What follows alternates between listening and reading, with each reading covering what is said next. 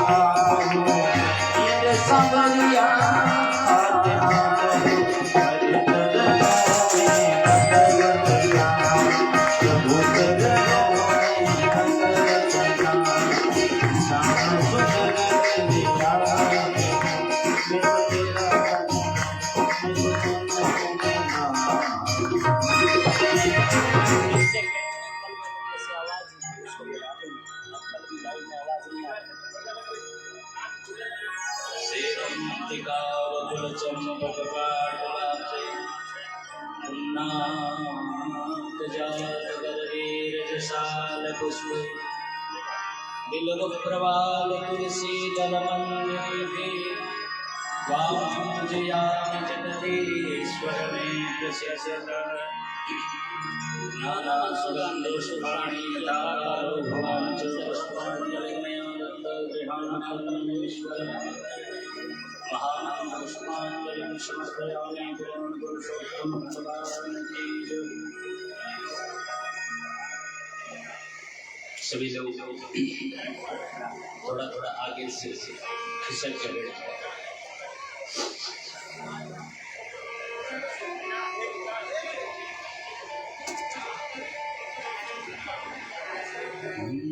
नमो भगवते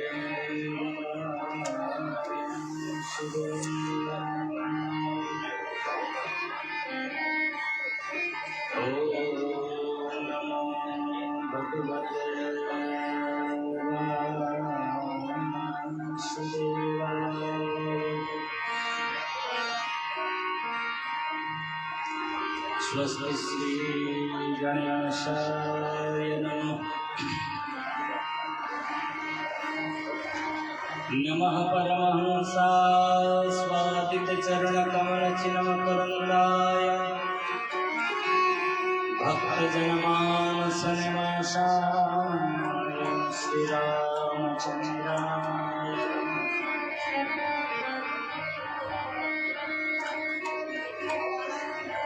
देहं सदा परिभवग्नमभीष्टदोहं तीर्थास्पदं शिवविरञ्चिनुतं शरण्यं देहं प्रणतपालभवाब्धिपूतं वन्दे महापुरुषते चरणारविन्दम्। त्यक्त्वा सुदुष्टज शिरेक्षितराजलक्ष्मी धर्मेष्ट आर्यवचसा यदगारण्यम्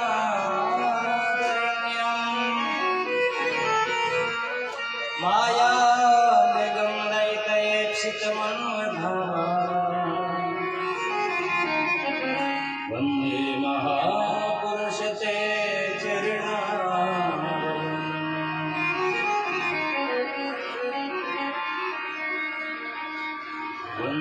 विभूषित करालवनीरदाभापीताम्बराधरुणविल्यफलाधरोष्टा पूर्णेन्दु सुन्दरमुखा अरविन्दनेत्रा विस्मात् परं किमपि तव अहं न जाने। यं प्रप्रचण्डमनुपेतमपेतकृत्यं द्वैपायनो विरहकातर आजुहाव पुत्रेति तन्मयतया स्मरणो विनेन्दु तं सर्वभूतहृदयं मानतोष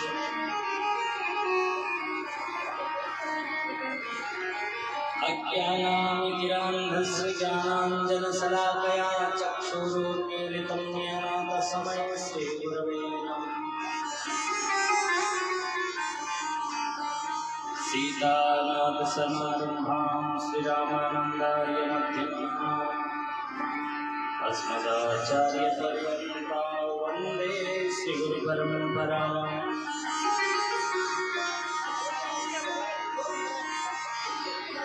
गौरामस्मयं नित्यं रसाचार्यरसौसुखं श्रीरामहर्षदेवाख्यं सद्गुरुं प्रणमामि।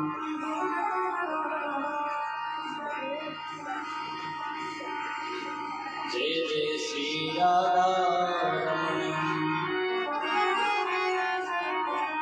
जय जय नवल किशोर जय गोपी चोर जय जय माखन चोर।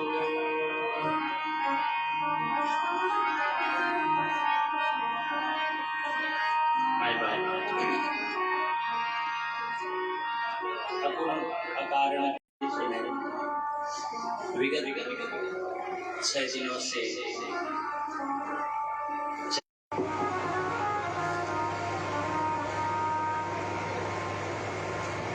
समुपस्थित भक्तवृंद और सोशल मीडिया के माध्यम से हमारे YouTube चैनल से जुड़े हुए जितने भी भक्तवृंद इसका श्रवण कर रहे हैं, हम सभी को जय श्री कृष्णा, राधे राधे।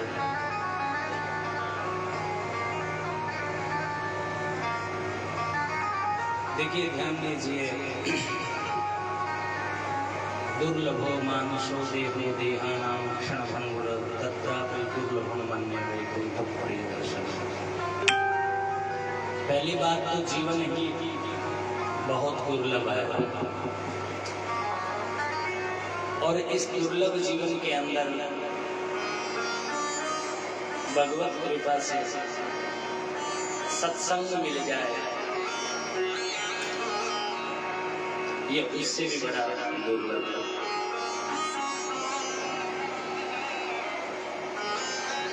हम सबको विगत 6 दिन से प्रभु की कृपा से, परमात्मा की कृपा से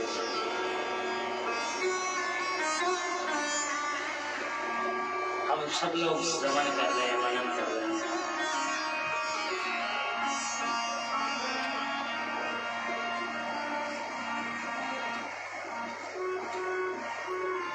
आइए हम लोग कथा में प्रवेश कर रहे हैं। उससे पहले भाव और श्रद्धा के साथ मिलजुल करके बड़े प्रेम और भाव से 2 बार हरि नाम संकीर्तन करते हैं, फिर कथा में प्रवेश करेंगे।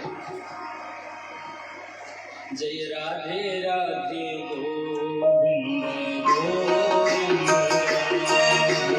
राधे राधे गोविंद गोविंद, राधे राधे गोविंद गोविंद, राधे राधे गोविंद गोविंद, गोविंद राधे गोपाल राधे, गोविंद राधे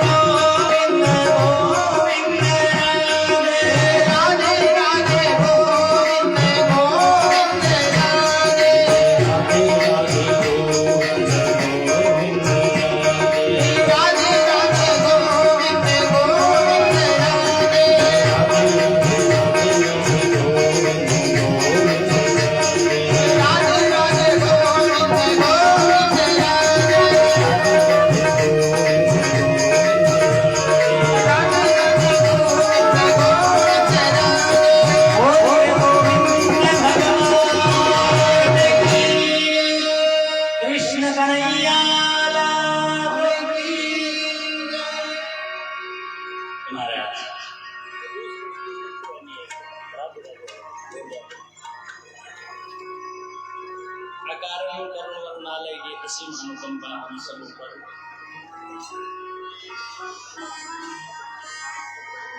सुबह 6 बजे से हम लोग सब लोग कथा श्रवण कर रहे हैं। कल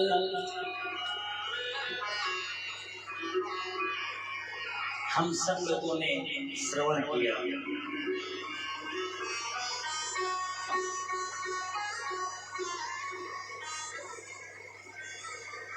कि महाराज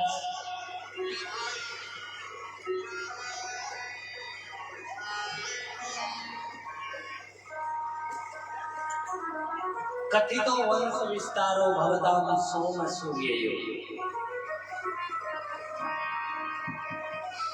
परीक्षित जी महाराज को सुखदेव जी महाराज बताते हैं, परीक्षित जिस प्रकार रघु के कुल में अनेक प्रकांड धुरंधर चक्रवर्ती सम्राट हुए, उसी प्रकार आगे चल करके इस यदुवंश में यदु महाराज से ये यदुवंश चला और यदुवंश के अंदर एक से एक चक्रवर्ती सम्राट हुए। सुखदेव जी महाराज परीक्षित को बताते हैं कि परीक्षित पूर्ववंश में ही राजा दुष्यंत हुआ और दुष्यंत बड़े प्रतापी राजा हुए। इन्हीं का पुत्र भरत हुआ। बचपन से ही सिंहों में क्रीड़ा किया करता था, बड़ा अद्भुत इनका सुपुत्र हुआ। इन्हीं के परिवार में आगे चल करके रंती देव हुआ। जब सूखा पड़ गया था रंती देव के यहाँ पर, भगवान ने जब परीक्षा ली तो रंती देव ने भी अपनी परीक्षा में भगवत प्राप्ति की और अपना सर्वस्व खजाना रंती देव जी महाराज ने प्रजा को समर्पण कर दिया। हे परीक्षित, पूर्ववंश में तुम्हारा भी जन्म हुआ है, तुम पूर्ववंशी हो और गुरु महाराज के जो सबसे बड़े भाई थे यदु, यदु से यदुवंश चला। यदुवंश में भी अजमेर हुए, अजमेर के देवमेढ़ हुए, देवमेढ़ के सूरसेन हुए, सूरसेन के प्रभति हुए, आदि बड़ी प्रतापी राजा हुए। महाराज सूरसेन का बेटा एक आनंद दुंदुभी हुआ, आनंद दुंदुभी, और आनंद दुंदुभी का नाम ही वसुदेव जी है। इन्हीं का नाम वसुदेव जी। इनकी 7 पत्नियां हैं। आनंद दुंदुभी की वसुदेव जी की 7 पत्नियां हैं। इनमें से सबसे बड़ी और सबसे छोटी पत्नी का नाम इस भागवत में रचना उनकी गई है।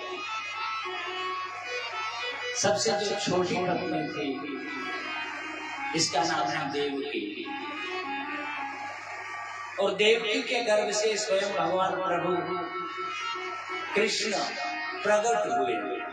देखिए माई बाप, एक बात ध्यान रखिए, भगवान का कभी जन्म नहीं होता है, भगवान कभी जन्मते नहीं है, भगवान तो प्रकट होते हैं।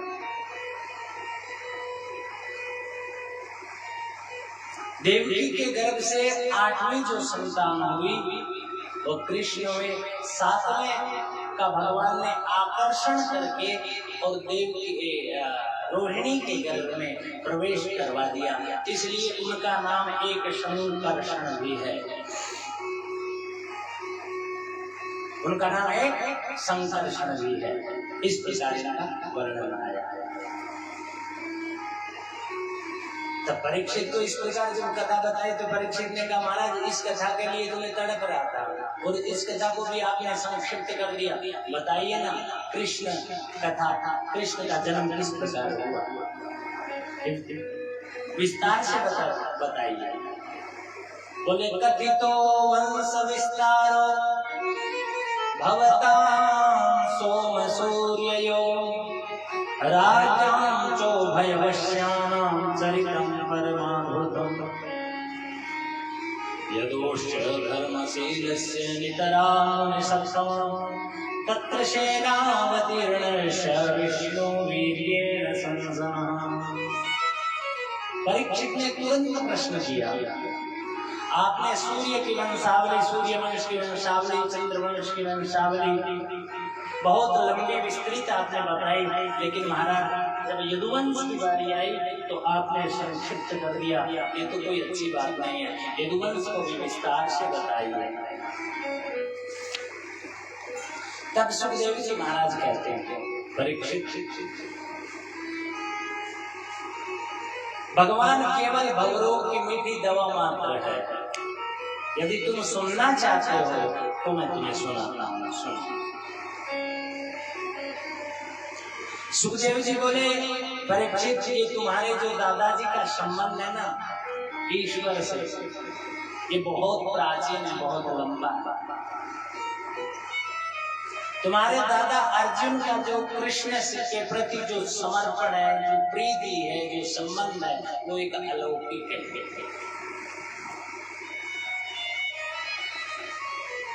इस प्रकार की जब बातें कही तब तो महाराज परीक्षित ने कहा महाराज जब अलौकिक है तो फिर आप लौकिक हमें क्यों सुना रहे हैं, वो अलौकिक ही सुनाइए। तब सुखदेव जी महाराज परीक्षित को बताते कि वसुदेव गृहे साक्षात् भगवान पुरुषोत्तर जनयिष्ये तत्प्रियार्थं संभवन्तु सुरस्त्रियो।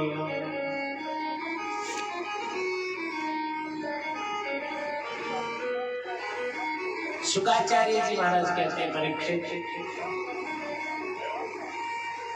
वसुदेव गृहे साक्षात् भगवान पुरुषोत्तर, वसुदेव के घर में साक्षात भगवान वासुदेव आए। अब ये भी कथा है कि कंस ने अपने पिता उग्रसेन जी को कारागृह में डाल दिया। जब कारागृह में डाल दिया तब कथा आती है कि कंस की छवि थोड़ा खराब हो गई थी, दूषित हो गई थी। लोग कहने लगे भाई देखो ये तो अपने पिता को ही जेल में डाल दिया, ये तो अच्छा नहीं है, इसने तो अपने पिता को जेल में डाल दिया, इसकी छवि अच्छी नहीं है। तो कंस ने सोचा इस छवि को कैसे सुधारा जाए, इस छवि को मैं किस प्रकार सुधार कर सकता हूँ। सुखदेव जी महाराज कहते हैं परीक्षित, कंस ने इस प्रकार का विचार किया कि इस छवि को मैं अब सुधार लूं, तो सुधारे किस प्रकार। तो कंस के एक चाचा जी है जिनका नाम है देवक। क्या नाम है? देवक। देवक की जो पुत्री है जिसका नाम है देवकी, उसका विवाह करने का प्रयत्न किया कंस ने। बात समझ में आई?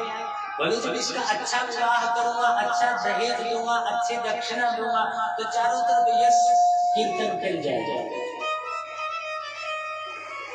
जब इसका अच्छा विवाह करूंगा तो चारों तरफ यश फैल जाएगा।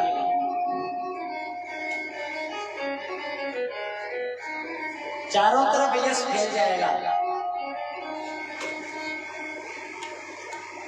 तो कंस ने ऐसा विचार करके भाव में इतना आ गया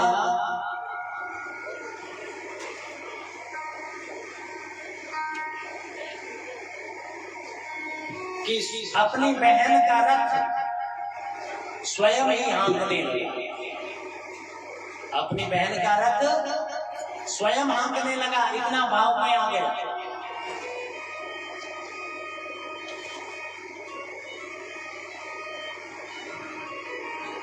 और जैसे ही रथ हाँकने लगा, रथ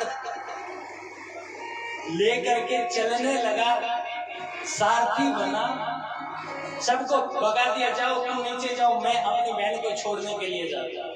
लोग बात करने लगे, वाह वाह वाह, कंस को हम लोगों ने तो ये समझा था कि ये तो निर्दयी है, ये तो पापी है, ये तो व्यभिचारी है, लेकिन ये तो बड़ा भक्त निकला। देखो अपनी बहन को किस प्रकार विदाई देते जा रहा है।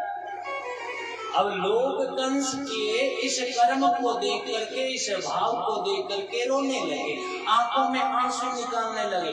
तब कंस ने सोचा वास्तव में लोग दीवाने हो गए मेरे, लोगों का मेरा कर्म भाग गया, मेरी छाप छूट गई।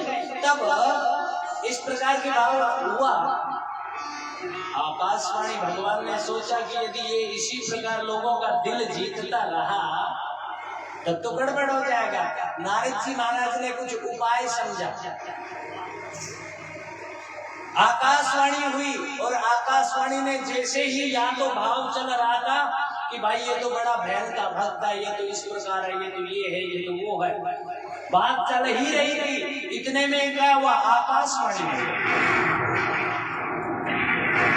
बोली अस्यास्तमो गर्भो से बुधे। आकाशवाणी हुई और आकाशवाणी ने कह दिया, अरे अबुद्ध कंस, अरे अज्ञानी, जिस बहन को तू भावुक हो रहा है, विदाई दे रहा है, इसी बहन का 8वां गर्भ तेरा काल होगा। अस्यास्तमो गर्भो हंताम याम रहसे बुधे, इसका 8वां पुत्र तेरा काल होगा। जैसे ही कंस ने ये बात सुनी, कंस तो तुरंत बहन के बाल पकड़ करके खड्ग से तलवार निकाली और भगनी हंतुमारब्धा, बहन को मारने के लिए उद्यत हो गया। भगनी हंतुमारब्धा, बहन को मारने के लिए उद्यत हो गया।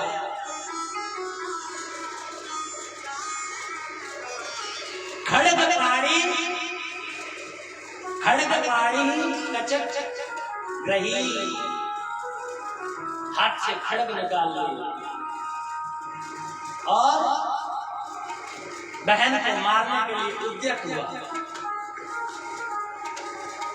जैसे ही खड्ग निकाली, जैसे ही मारने के लिए उद्यत हुआ, जैसे ही मारने के लिए उद्यत हुआ, तैसे ही क्या हुआ, वसुदेव जी ने हाथ पकड़ लिया।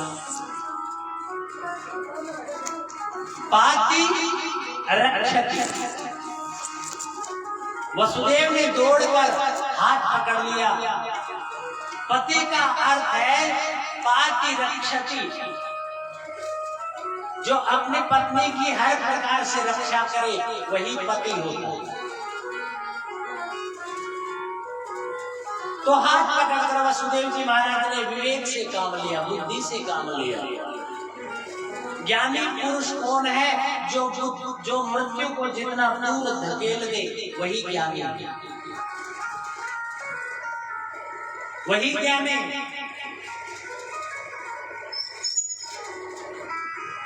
वसुदेव जी ने हाथ पकड़ा और कंस से कहा, बोले ऐसा तवानुजा बाला, ऐसा तवानुजा बाला,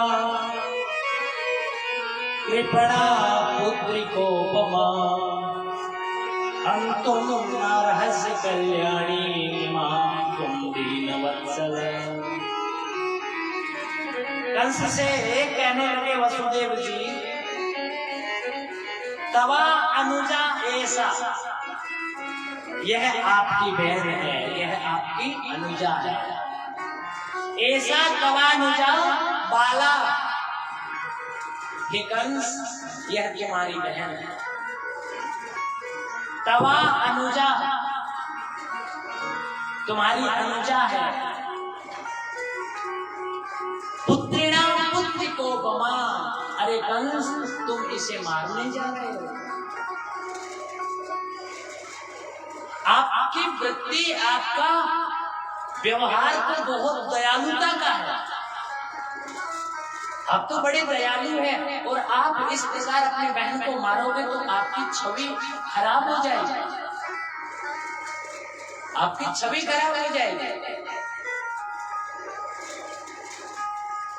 तो क्या करें? देखो, ये आपकी बहन आपके क्रोध को देख करके कितनी आतुर हो रही है, कितनी कातुर हो रही है, आपका डर कितना है इसको। और ध्यान दो कंस, देखो दोषी, अभी तो इसकी हाथों की जो मेहंदी है वो भी नहीं उतरी, अभी तो ये ससुराल को प्रस्थान किया है इसने, ससुराल में पग भी नहीं धरा। इससे पहले तुम मार दोगे तो तुम्हारी दयालुता पे लोग प्रश्न चिन्ह लगा देंगे। वसुदेव मित्र भी है कंस का, तो कहा बताओ क्या करूं? वसुदेव जी ने सोचा मृत्यु को टालना बुद्धिमत्ता, समझाया, बोले मृत्यु जन्मवतां वीरा देहे न सहजायते अत्यवाप सतां देवा मृत्युर्वै प्राणिनां ध्रुव। हे कंस, मृत्युर्जन्मवतां वीर देहेन सह जायते। कंस, मृत्यु तो देह के साथ ही रचना हो जाती है, मृत्यु आ जाती है, मृत्यु का जन्म इस देह के साथ हो जाता है। तो क्या करना चाहिए?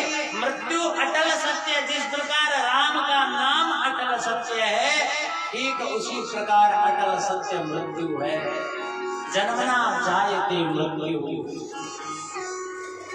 जो जन्मा है उसकी मृत्यु निश्चित है, सुनिश्चित है। इसलिए कंस घबराओ मत।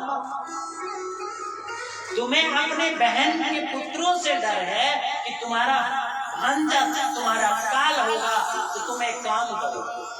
क्या करना है? बोले पुत्रान समयर वैश्येषा यतस्ते भयमुत्थितम्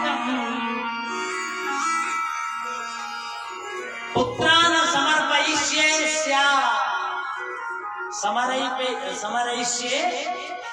समर्पयिष्ये पुत्रान, जितने पुत्रान बहुवचन है रामान, पुत्रान, जो जितने पुत्र होंगे इतने में तुम्हें समर्पयिष्ये, मैं इतना तुम्हें समर्पण करूंगा, तुम हमें कारागृह में बंद कर दो। जितने पुत्र होंगे मैं एक एक पुत्र तुम्हें देता रहूंगा, और जिसमें तेरा काल होगा उसमें तुम मार देना। कंस के बाद समझ में आ गई, बोल बात एकदम सही है। और वसुदेव, क्योंकि एक सत्यवादी हरिश्चंद्र था, उसने जीवन में एक बार झूठ बोला। एक बार हरिश्चंद्र ने भी अपने जीवन में झूठ बोला। भागवत कहती है कि हरिश्चंद्र में कोई संतान नहीं थी। जब उसने वरुण की पूजा की, वरुण से प्रार्थना की कि यदि मेरे पुत्र हो जाए तो मैं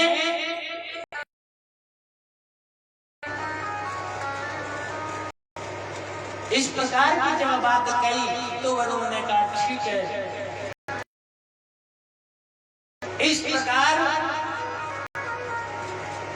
वरुण ने पुत्र दे दिया।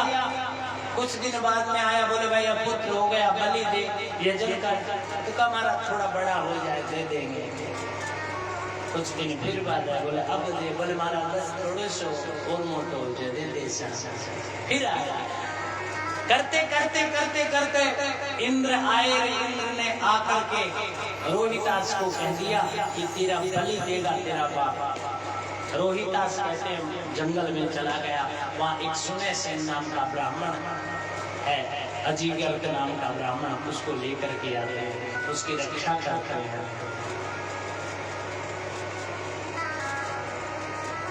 तो ब्राह्मण कि 3 पुत्र होते हैं, बड़ा वाले को पिता ने रख लिया, छोटे वाले को माँ ने रख लिया, बीच वाला था। उसने कहा यदि मैं अपने बड़े भाई और छोटे भाई माँ बाप की सेवा के लिए यदि मैं उपयुक्त हूँ तो मैं जाने के लिए तैयार हूँ। इस प्रकार की कथा थी। उसको लेकर के आ जाते हैं और फिर उस पुत्र के यजन रोहिदास करवाते हैं, लेकिन वरुण देवता प्रसन्न हो जाते हैं और हरिश्चंद्र को कोड हो गया था, नहीं माने थे ना, वचन पूरा नहीं किया, इसलिए कोड हो गया था। कोड की निवृत्ति के लिए वरुण की पूजा की रोहिदास ने, तब जाकर के हरिश्चंद्र का कोड सही हुआ। जैसे हरिश्चंद्र सत्यवादी थे, ठीक उसी प्रकार वसुदेव जी महाराज भी सत्यवादी थे। कंस अच्छी तरह जानता था, वसुदेव कभी झूठ नहीं बोलता, विश्वास करता। समयों पर आना।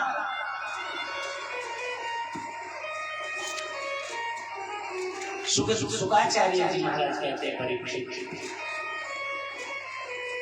बोले भादो कृष्णा अष्टमी अर्धरात्रि उन्मा शुभ नक्षत्र सुयोग अति प्रकट भय भगवान। जैसे ही भादव कृष्ण अष्टमी आई, हमारे राघवेंद्र सरकार का जन्म ठीक दिन में 12:30 बजे हुआ, तो हमारे कन्हैया का जो जन्म है वो ठीक 12:30 हुआ, लेकिन वो रात में हुआ, राघवेंद्र का दिन में हुआ। ठाकुर जी का जन्म प्रकट रात के 12:30 बजे।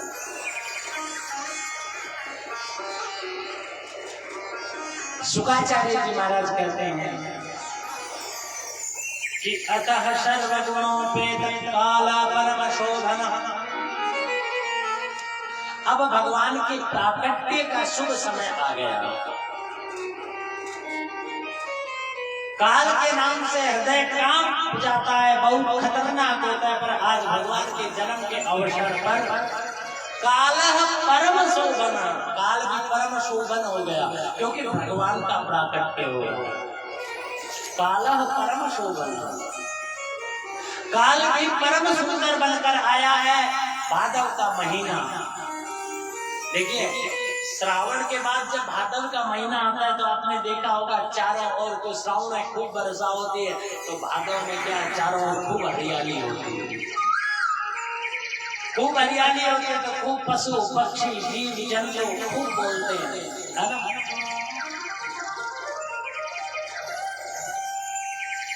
और भादव कृष्ण अष्टमी आई, भादव का महीना आया, कृष्ण पक्ष आया, अष्टमी तिथि आई, रोहिणी नक्षत्र आया, बुधवार आया, रोहिणी नक्षत्र आया, हर्षण योग आया और भवकरण आया। मध्य रात्रि के 12 बजे का समय आ गया। उसी समय भगवान अचानक देवकी और वसुदेव के समक्ष भगवान प्रकट हो गए। कृष्ण कन्हैया लाल की। भगवान प्रकट हुए तो भगवान का वसुदेव देवकी ने बड़ी सुंदर स्तुति की। बोले सत्य प्रतम सत्य परम त्रिसत्यम सत्यस्य योनिं निहितं च सत्ये सत्यस्य सत्यमृत सत्यनेत्रं सत्यात्मकं त्वां शरणं प्रपद्ये। भगवान की स्तुति सत्य स्वरूप में की, क्यों? भगवान कौन है? सत्य। भागवत में भी लिखा सत्यम परम धीमहि। हमने प्रथम दिन भी बताया था, भागवत के मंगलाचरण में सत्यम परम धी आता है और अंतिम में भी सत्यम परम धीमहि।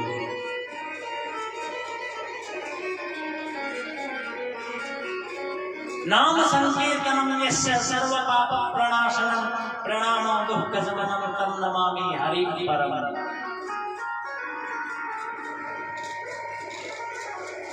अद्भुत है भगवान। अब ध्यान दो, भगवान जब प्रकट हुए तो हाथ में शंख चक्र गदा पद्म लिए हुए। देवकी ने पूछा आप कौन हो? भगवान ने कहा पुत्र हूँ। किसके पुत्र हो? बोले आपके। देवकी ने कहा पुत्र तो नहीं पर बाप जरूर लगते हो। पुत्र कहीं ऐसा तो होता है? मानो भगवान ने संकेत दिया मैया मैं इसलिए इस स्वरूप में आया हूँ क्योंकि मामा कंस का मुझे डर लगता है, इसलिए मैं हाथ में सब अस्त्र शस्त्र लेकर के आया।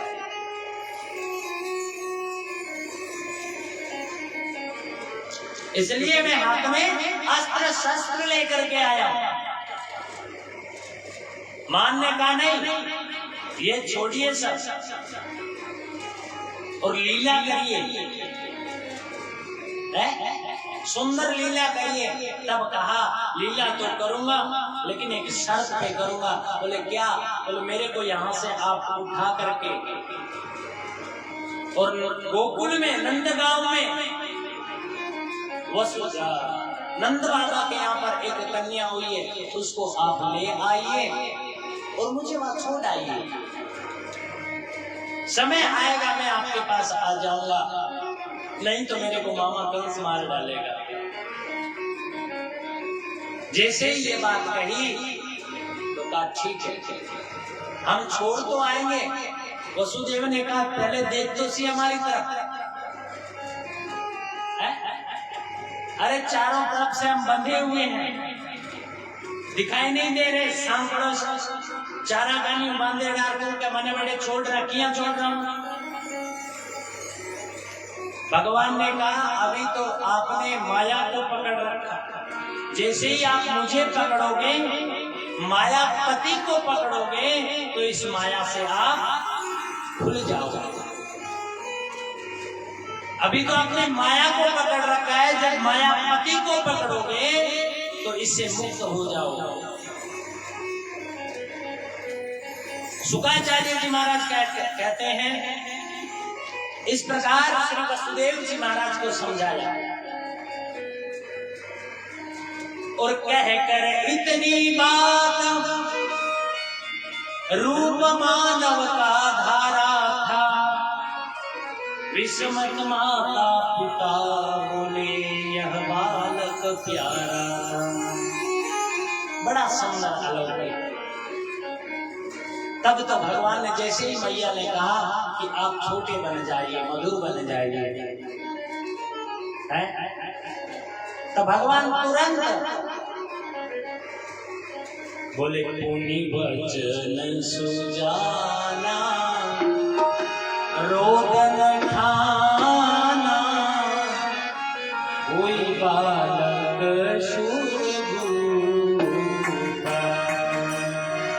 पुनि वचन सुजाना रोदन ठाना।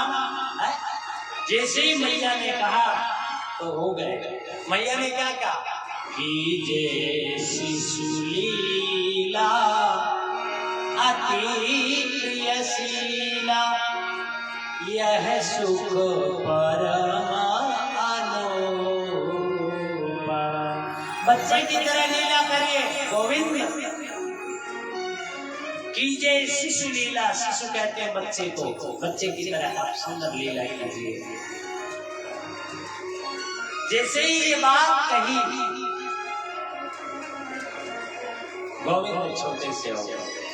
वसुदेव जी ने आज गोविंद के हाथ लगाया, सब बंधन से मुक्त हो गए।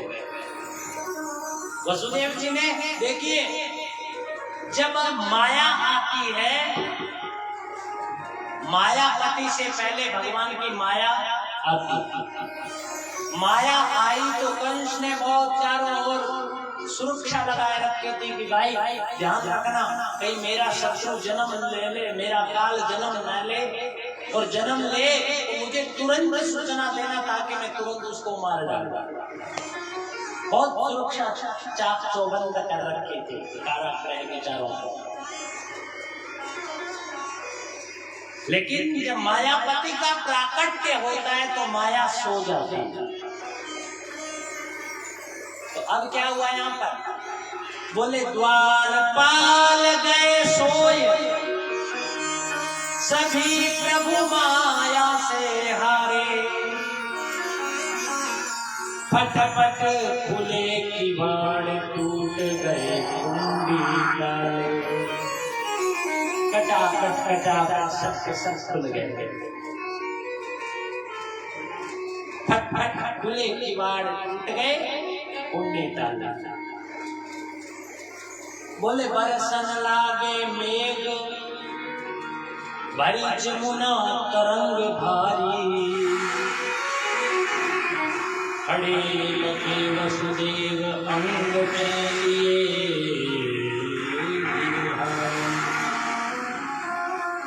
वसुदेव जी महाराज हाथ में कढ़ैया को लेकर करके खड़े।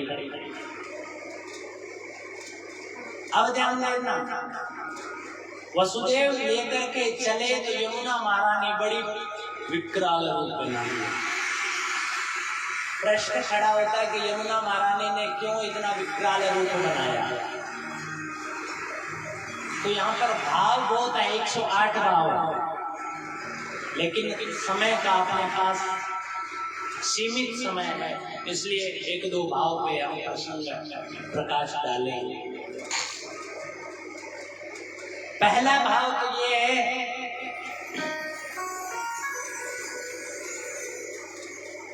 कि श्रावण में बिजली कड़कती है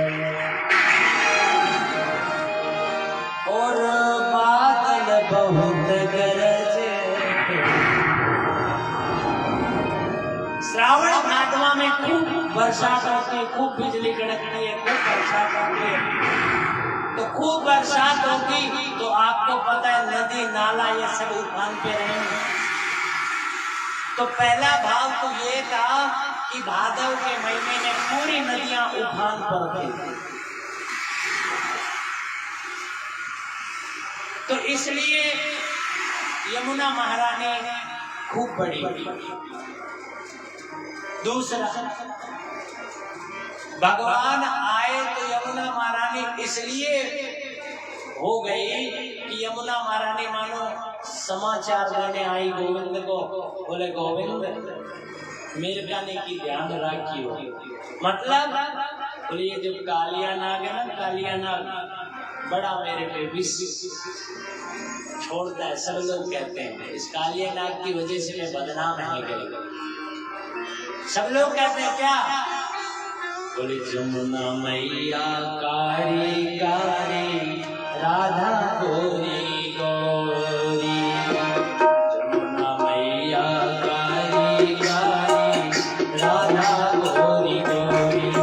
इस बात की करी दो राम राम राम राम राम।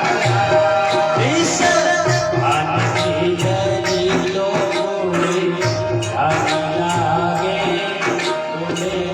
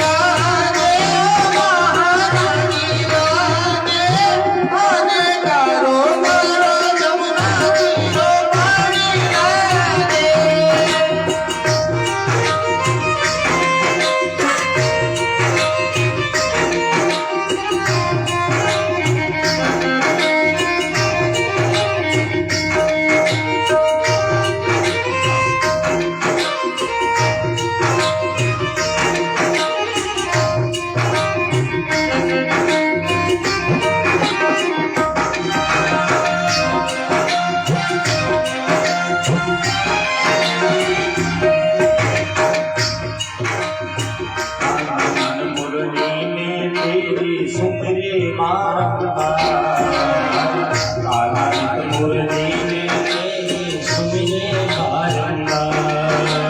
कोटि रूप धरि मनमोहन कबहु न पावेगा, कोटि रूप धरि मनमोहन कबहु न पावेगा। रूप रंग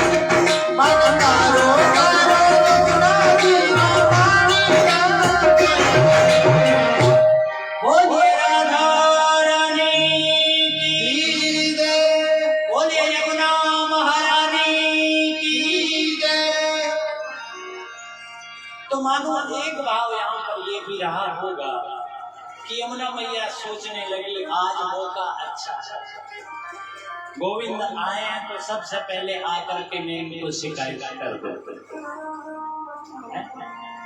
इसलिए यमुना जी बड़ी तीसरा भाव यहाँ ये पर है कि यमुना महारानी इतनी रोई यमुना के जो आंसू थे ना वो साथ में बहने लगे। इसलिए यमुना महारानी बाढ़ की आकार लगी। चौथा भाव यहाँ पर ये है कि यमुना महारानी इसलिए बड़ी सोचने लगी जासी बेटा आसी के डक्कर मुकुवन के डक्कर हाथ आसी आपा फक तो आसी दाब ले प्रणाम कर लें। इसलिए यमुना महारानी बड़ी अनेक भाव संतों के अलग अलग भाव यहाँ पर है।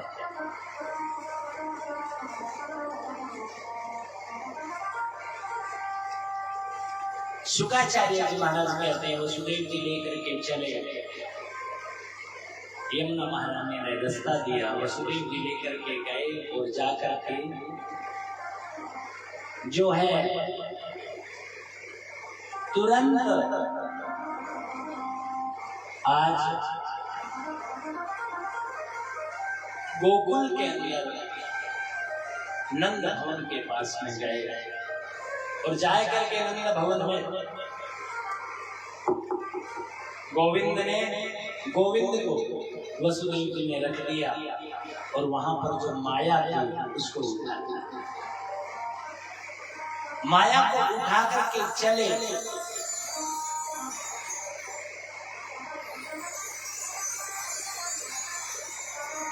आए कारागृह में, जैसे थे वैसे के वैसे बंधन में बंद गए। क्यों? जब खुल गए तो बंद क्यों गए?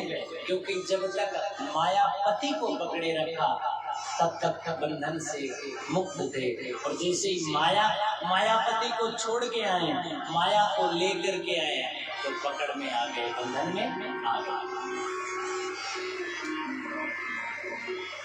बंधन में आ गए, बंधन में। सुखदेव जी महाराज कहते हैं, परीक्षित,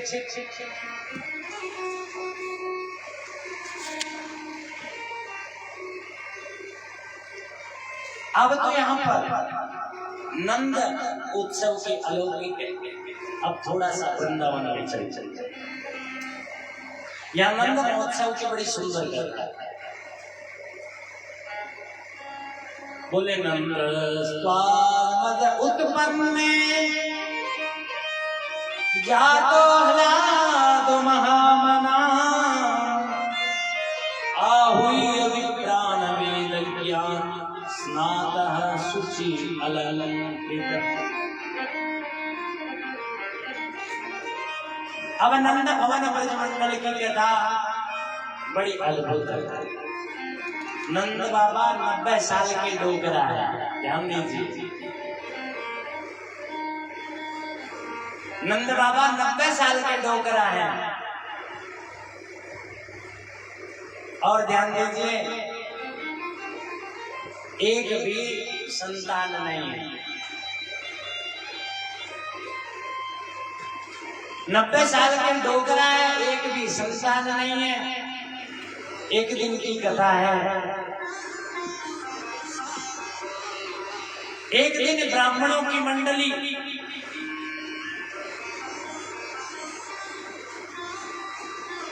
उस ब्रज मंडल में, उस ब्रज क्षेत्र में आई। ब्राह्मणों की मंडली, संतों की मंडली उस ब्रज क्षेत्र में आई तो कहा, भाई हम लोग भोजन करेंगे, किसका घर बताओ। तो नंद बाबा वहीं बैठे थे। नंद बाबा ने कहा, कहीं और क्यों बताएं, चलिए हमारे घर ही चलिए। खूब भोजन किया। डकार आई, डकार के साथ ब्राह्मणों ने आशीर्वाद दे दिया कि जा बाबा तेरे लड़का है जाएगा, पुत्रवान भव। नंद बाबा कहने लगे, अब 90 वर्ष के डोकरा है गए, अब कहा बेटा है वो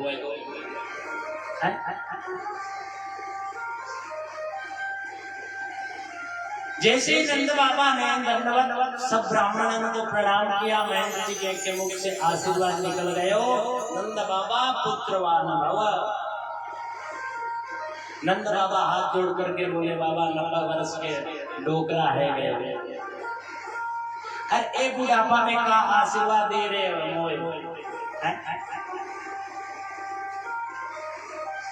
अब तो कोई भयो ना भयो, अब बुढ़ापा में मोको का हवे जाएगा। महंत जी बोले, बाबा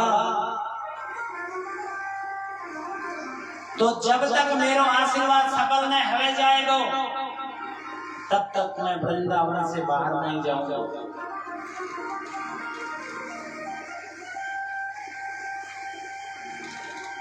जब तक मेरो आशीर्वाद सच्चो ने हो जाए तब तक तेरो घर छोड़ने वालों मैं नाए हूं, मैं तेरे घर पे डेरा डाल करूंगा।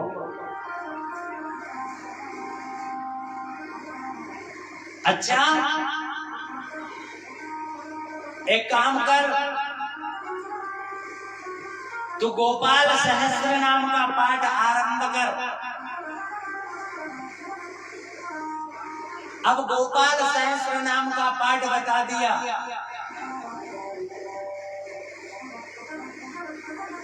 अब ब्राह्मण गोपाल सहस्त्र नाम का पाठ करते।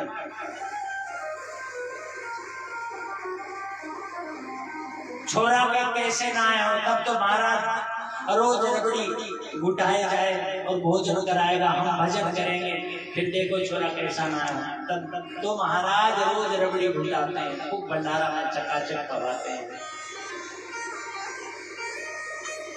चकाचक भंडारा छनवे लगे, भजन कीर्तन होवे लगे, अनुष्ठान होवे लगे। उन संत महात्मा के आशीर्वाद का चमत्कार भयो। यशोदा महारानी को 80 वर्ष की अवस्था में लाला का जन्म है गयो।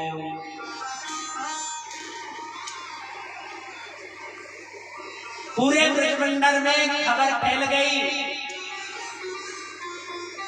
नंद बाबा की 2 बहनें, एक का नाम है नंदा, दूसरी का नाम है सुनंदा। नंदा और सुनंदा, जब भाइयों के यहाँ पर, भाभी के यहाँ पर कोई संतान आदि होने वाले हो तो बहनें लोग कुछ दिन पहले आकर के डेरा जमा लेती। सुखदेव जी महाराज कहते हैं, परीक्षित, नंद बाबा की 2 बहनें थी, नंदा और सुनंदा। इन्होंने सुना कि हमारे लाला, हमारे भैया के, हमारे भाभी के बाल गोपाल होने वाला, तो हम चले। नंदा और सुनंदा दोनों आई हुई थी। सुखदेव जी महाराज कहते हैं, परीक्षित, ऐसी स्थिति में एक दिन की बात, सवेरे 4 बजे खड़ी होती है बहनें, और 4 बजे खड़ी होकर के खूब गैया है तो खूब गैया का काम करते। भागवत में नंद किसे कहते हैं? जिसके 9 लाख गाय हो उसे नंद कहते हैं। 9 से आधी हो उसे उपनंद कहते हैं।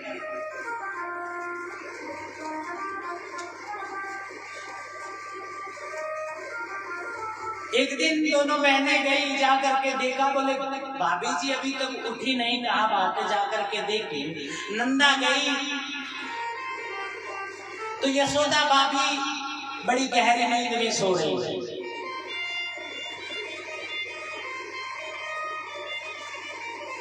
उसे वो सही ना है, और एक नीलकमल जैसा नन्हा सा सुंदर सा बालक यशोदा के पास में सो रहा है और किलकारियां मार रहा है।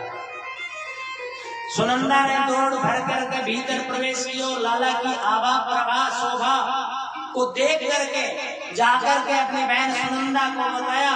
सुनंदा और नंदा दोनों दौड़ी दौड़ी गई और जाकर के नंद बाबा को बताया, भैया है गयो है गयो है गयो।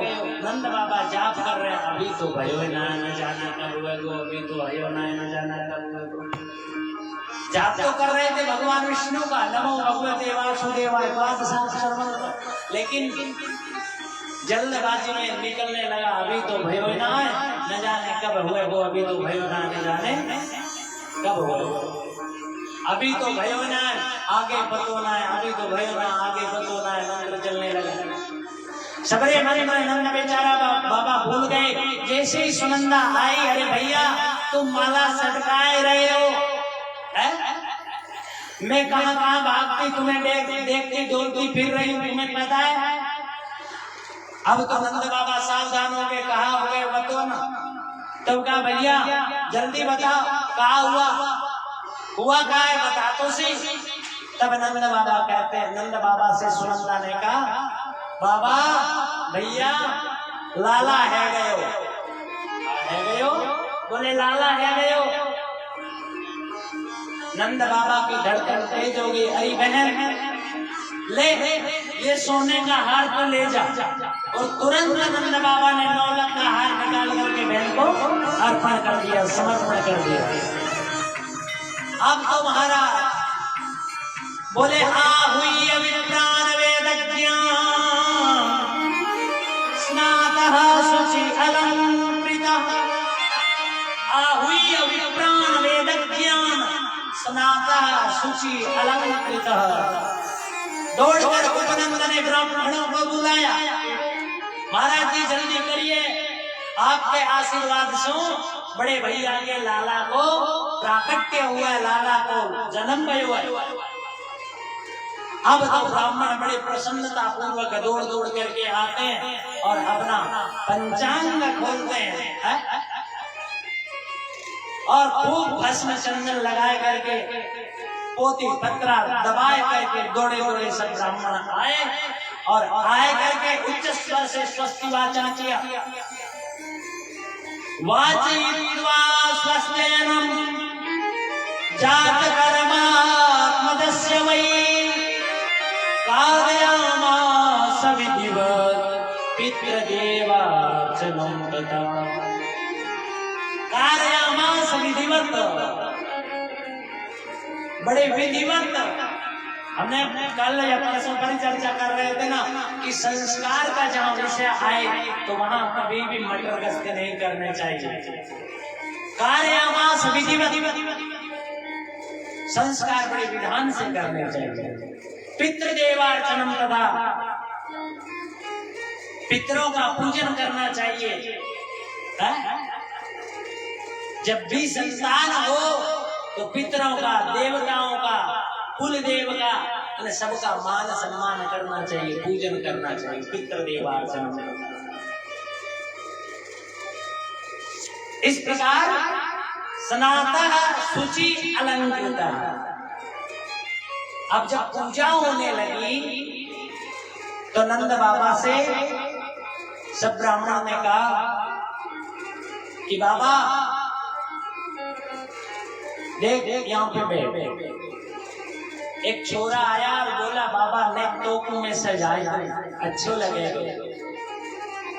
ब्रजवासी लोग चाहे बुढ़े क्यों न हो जाए, पर एक तो धोती चकाचक, एक मुंह में पान और गले में माला और मस्तक पे चंदन और आंखन में काजल, ये जरूर लगाते हैं। ये ब्रजवासी की पहचान है।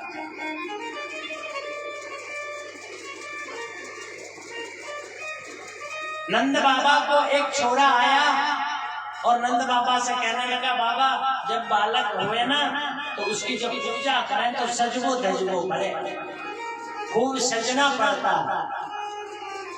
नंद बाबा बोले अरे भाई इन 90 वर्ष के डोकरा को तू कहाँ सजाएगा बता पहले तो।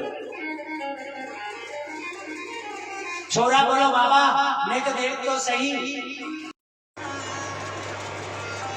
कर्म का पड़े को सजने के लिए।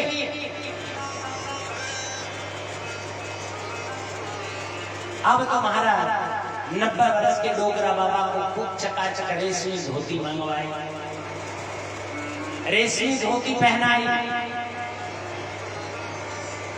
और खूब बगलबंदी चकाचक बगलबंदी पहनाई, आंखन में मोटो मोटो काजल डाल दियो, मस्तक पे चकाचक चंदन लीपा पोती कर दी, गले में मालाएं पहना दी है? और महाराज खूब बढ़िया पगड़ी पहनाई दी और हुआ चंदन मस्तक पे पोत दियो, मोटो मोटो काजर आंखन में लगा दियो, मूछन में इत्र लगा दियो। नंद बाबा की पगड़ी संभाले, अब काज आगे लेके नंद बाबा को कहा बाबा देख तो मुंह देख तेरा। नंद बाबा अपना रूप देख करके कभी पगड़ी को ऐसे करे, कभी ऐसे करे, कभी मूंछन को ताव दे। बोले क्यों रे सच बता कैसे लग रहा हूँ। छोरा ने कहा बाबा सच बताऊं तो आज तो तू दूल्हा सा लग रहा है। हाँ बड़ा प्यारा लग रहा है, बड़ा सुंदर लग रहा है। तब का ठीक है। स्नातः शुचि अलंकृत, स्नान आदि इत्यादि से निवृत्त होकर के नंद बाबा ब्राह्मणों के पास आए। क्यों? बोले कार्यामास विधिवत पितृदेवार्चनम तथा, विधिवत कार्य करवाने के लिए। अब ब्राह्मण बोले बाबा बैठ जा, हाथ पग धो लिया, स्नान कर लिया, बाबा बैठ जा। मंत्र पढ़ने लगे, संकल्प होने लगा। ठाकुर जी को कहने लगे पाद्योर पाद्यम हस्तियोर अर्घ्यम मुखे आचमनियम सर्वांगे सुस्नानियम जलम समर्पयामि, जल चढ़ाइए। अब बाबा का ध्यान तो लाला पे, जल कहाँ चढ़ाए, वो दूध चढ़ाने लगे। बोले बाबा दूध नहीं जल चढ़ाइए। तो कहा अच्छा, फिर जल चढ़ाए। अब जब दूध की बारी आए तो बाबा शहद चढ़ाने लगे। बाबा ठाकुर जी पे दही चढ़ाइए, दही चढ़ाइए, तो वो शहद चढ़ाते हैं। शहद का कहते हैं तो घी चढ़ाते हैं। पंडित जी ने कहा सच बता बाबा, तेरा मन क्या बात है, कहाँ पे है? हम मंत्र कुछ बोल रहे हैं, तुम चढ़ा कुछ रहे हो। नंद बाबा हाथ जोड़कर बोले महाराज नाराज मत होइयो, मेरो मन तो छोरा में चलो गयो, मेरो मन तो यहाँ ना है। जब तक अपने लाला का मैं मोड़ो ना देख लू तब तक मोते पूजा नहीं होएगी। पंडित जी कहने लगे ठीक है, तू तो जा बाबा, जाकर के लाला को दर्शन कर, पूजा पाठ हम ही निपटाए लेंगे। कार्य तुरंत आज नंद बाबा ने खूब चकाचक दान दियो। बोले धेनु नाम नियते प्राणा विप्रेभ्य समलंकृतः तीलांद्रीं सत्सनरत्नौ साधको भांडरावृतम्। नाई ने पूरे ब्रज में दुहाई लगाई, गोपी ग्वाल बालन को खबर लगी। सब गोपियां सुंदर सुंदर श्रृंगार करके दौड़ती भागती यशोदा के द्वार पर आई। और एक बुढ़ी 80 वर्ष की मैया डोगरी, न मुंह में दांत है न पेट में आंत है, और आकर के बोली भयो, एक गोपी ग्वाल ने इतना बड़ा मक्खन का लोटा लिया, सीधा मैया के मुंह पे मारा, तो न तो पेट मुंह में दांत है न पेट में आंत है, सीधा मैया ने डकार के साथ गट गई। और वह मैया जैसे ही माखन पेट में गया, लोधा पेट में गया तो गाने लगी बड़े प्रेम और भाव से, आइए आप और हम लोग भी। ओ नंद किया नंद भयो देख दिया नंद की, नंद के आनंद भयो देख दिया। ऐसे मत बैठे रहो,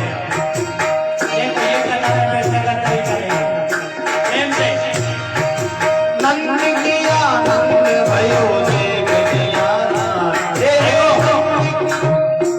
जिनको भगवान ने हाथ दे रखे हैं ना, वो कीर्तन में हाथ हो जाए। भगवान के सामने हाथ खड़े नहीं करोगे तो दुनिया के सामने हाथ खड़ा करना पड़ेगा, और जब भगवान के सामने हाथ खड़ा कर लोगे तो फिर दुनिया के सामने हाथ नहीं खड़ा करना पड़ेगा। अब दुनिया के सामने करना है ना, तो यहाँ नाको नीचे, हमारे बाप को के लगा नंद की आनंद भयो देख दिया नंद की, ओ नंद के आनंद भयो देख दिया लाल की, जय कन्हैया लाल की, मदन गोपाल की, जय कन्हैया लाल की, मदन गोपाल की, जय कन्हैया लाल की, मदन गोपाल की। ओ नंद घेरा नंद भयो जय कन्हैया लाल की। हे नंद की आनंद भयो देख दिया लाल की।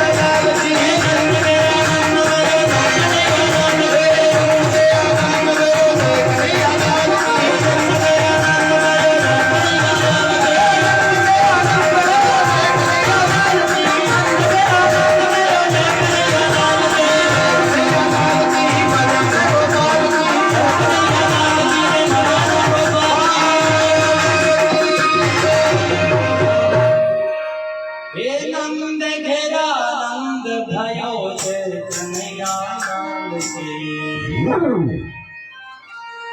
बोलिए मदन गोपाल की जय।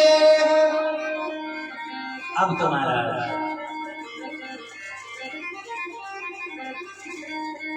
शुक्राचार्य जी महाराज कहते हैं परीक्षित, बोले धेनुनाम नियते प्रादात् विप्रेभ्य समलंकृतः टीलाम्रेण शस्त्ररत्नौघ साधको मामरा। खूब चकाचक नाई ने आवाज दिलवा दी कि नंद के आनंद भया, नंद के लाला।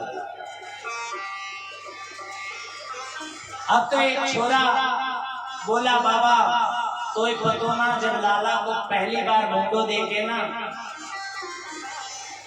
तो नाच नाच के भीतर जाना चाहिए।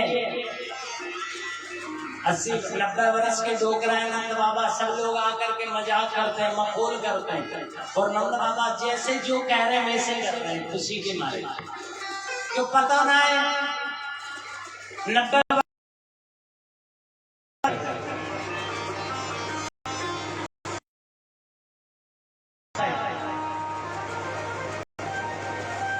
एक हाथ कमर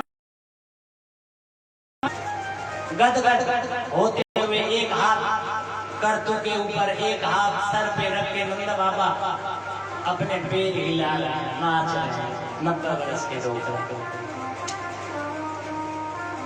ठुमका लगा के नंद बाबा ने चारों तरफ से घेर के ग्वाला ने नंद बाबा के साथ बड़ी अपघात किया, क्योंकि रेशमी बढ़िया धोती पहनाई थी, बढ़िया बगलबंदी, बढ़िया चकाचक पगड़ी, बढ़िया थप्पड़ थप्पड़ चंदन पोत दिया था, बढ़िया माला पहनाई दी थी, चकाचक लग रहे थे नंद बाबा।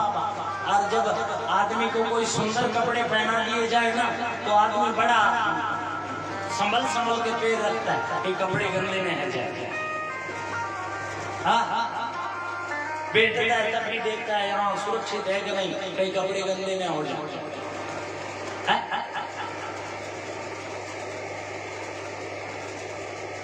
एक सूरदास जी महाराज ने बड़ी सुंदर पद लिखा, नंद जुगलन आप पकड़े, नंद जुगलन आप पकड़े, कहीं लोचन नाचत को बिवसावे, गोद भरे कसी पेट चले, तब नंदा बाबा सबके मन भावे।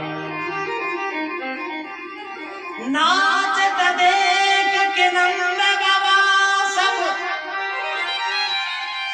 नाचत नाच उमंग नचावे, काहुन लाग दी नंद के ऊपर, डाल दियो सब लोग हंसा।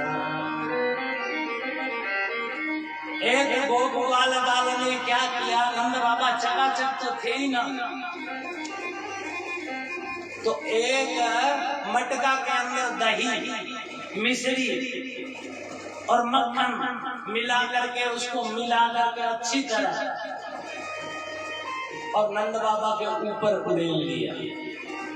बोले नंद जुगवालन आप कड़े, कहीं लोचन नाचत को बिसरावे, नंद जुगवालन आप कड़े, कहीं लोचन नाचत को बिसरावे, गोद भरी कसी पीठ चले, तब नंद बाबा सबके मन भावे, गोद भरी कसी पीठ चले, तब बाबा सबके मन भावे।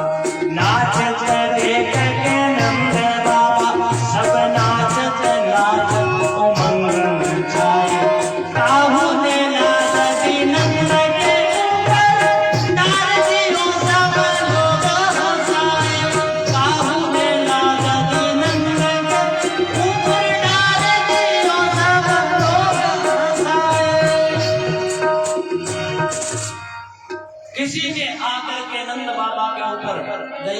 पत्थर का उड़ेल दिया। अब तो नंद बाबा की आंखें निकाल करके देखने लगा, चोरे ये किसने किया?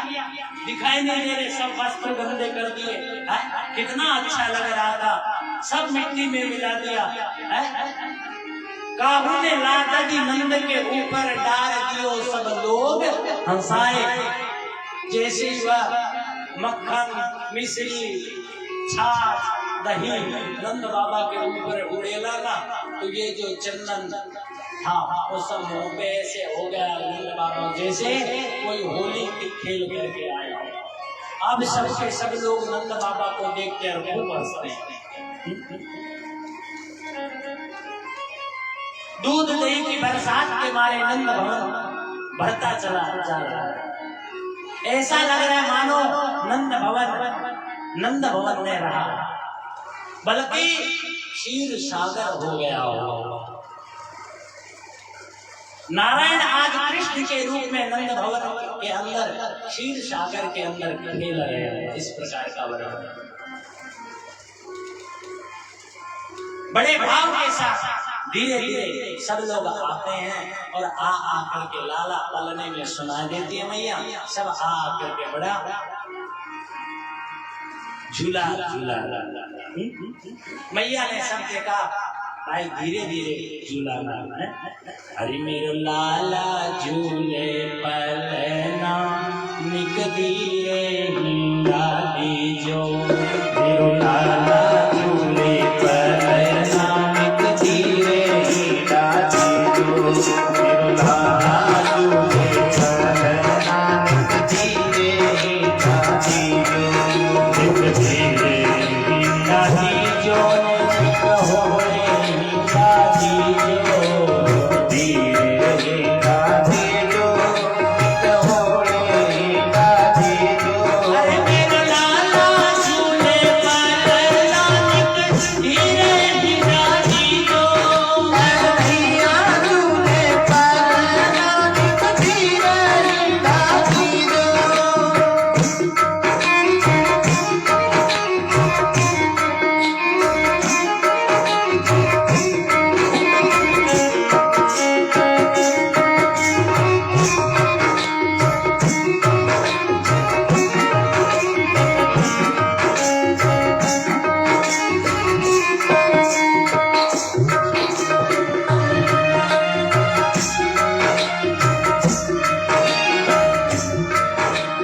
मथुरा में यन जन्म लियो है, मथुरा में यन जन्म लियो है, मथुरा में यन जन्म लियो है, मथुरा में यन जन्म लियो है। गोकुल में झूले पलना निक धीरे हिंदा दीजो, गोकुल में झूले पलना निक धीरे हिंदा दीजो।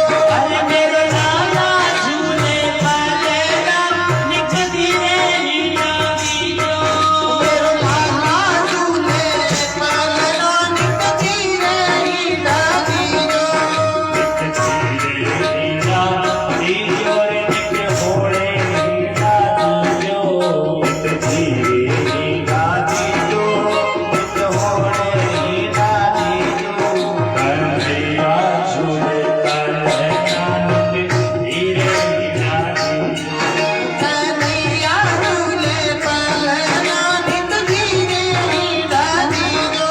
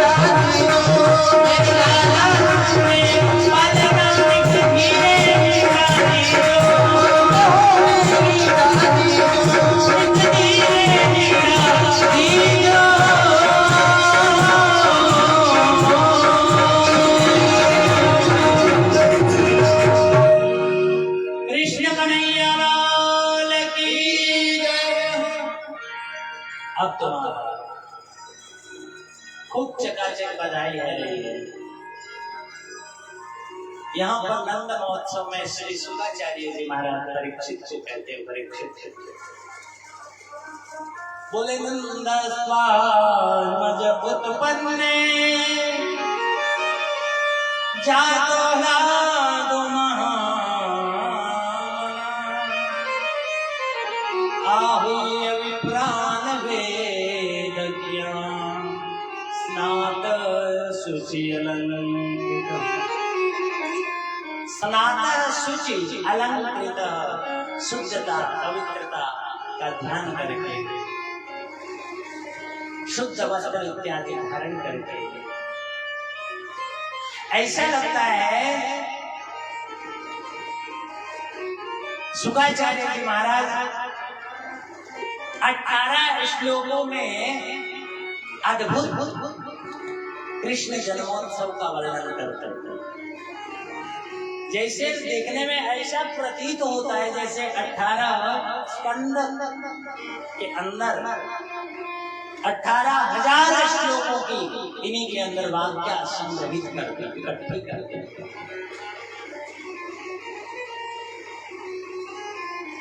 18,000 श्लोकों का आनंद नंद महोत्सव में पिरो दिया हो, प्रकट कर दिया हो, ऐसा लगता है।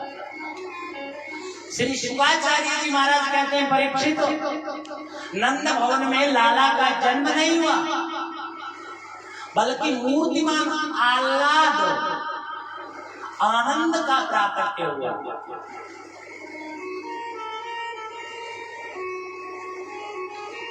आज मानव बाल रूप में प्रकट होकर के सबका साक्षी हो रहा है भगवान। वाचयित्वा स्वस्तेन जात कर्मात्मजस्य वै, जात कर्म संस्कार करवाया, कारयामास विधिवत कार्य किया, पितृ निवाचनम तथा पितरों का देवताओं का अर्चन किया, वंदन किया, अभिवादन किया। धेनुने नियुक्ते प्रादात् विप्रेभ्यः समलंकृतः। शुकाचार्य जी महाराज कहते हैं, नंद बाबा ने स्वस्ति वाचन, जात कर्म संस्कार इत्यादि सब विधि विधान से संपूर्ण करवाए करके 2 लाख गाय धेनुनाम नियुक्ते प्रादात् विप्रेभ्यः समलंकृतः, ये अनेक सिद्धि गाय दे दी, समलंकृत अलंकार आदि से सुसज्जित करवाए करके गाय नंद बाबा ने आज विप्रेभ्यः रामेभ्यः विप्रेभ्यः विप्रों को दिया।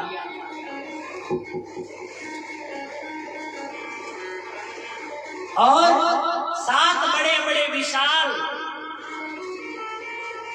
पर्वत आकार बना करके तिल गए, तिलांद्रीन सत्न रत्नौघः, और जिसको जिस चीज की आवश्यकता थी उसकी आपूर्ति नंद बाबा जी ने की।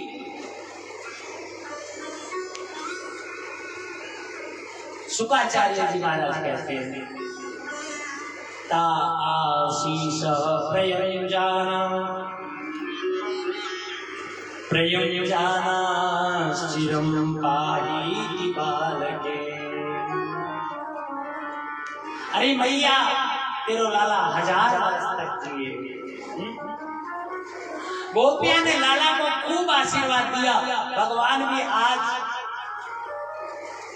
क्योंकि मैया ने तो कहा था ना,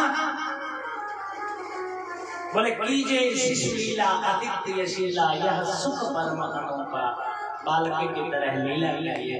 भगवान भी अपनी माया से कह करके मैया का सब जो रील लेने बिना आदि कर दे, बिना घुमाए दे। बोले नंदो महामनास्तेभ्यो वासलंकार गोधनम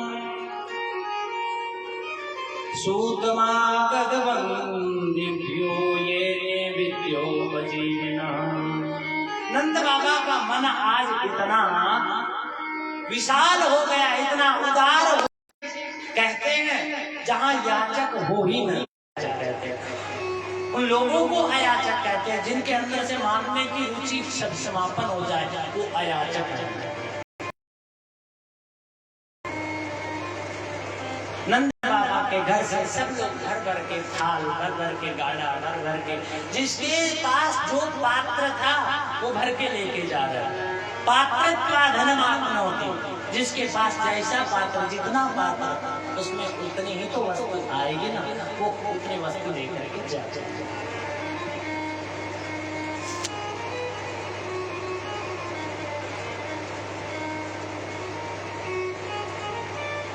इस प्रकार दिव्य वस्त्राभूषण अलंकार आदि ब्रजवासियों में ऐसे लग रहे हैं जैसे भगवती लक्ष्मी स्वयं नृत्य कर रहे हैं, अपने प्रियतम के साथ जन्म महोत्सव का उत्सव मना रही है।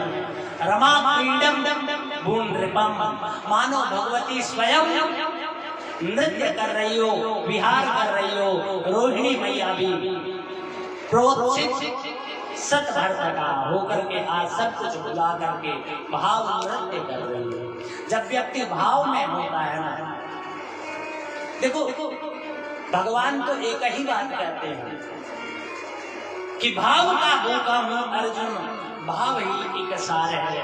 भाव से जो मुझे पुकारे, भाव से बेड़ा पार है।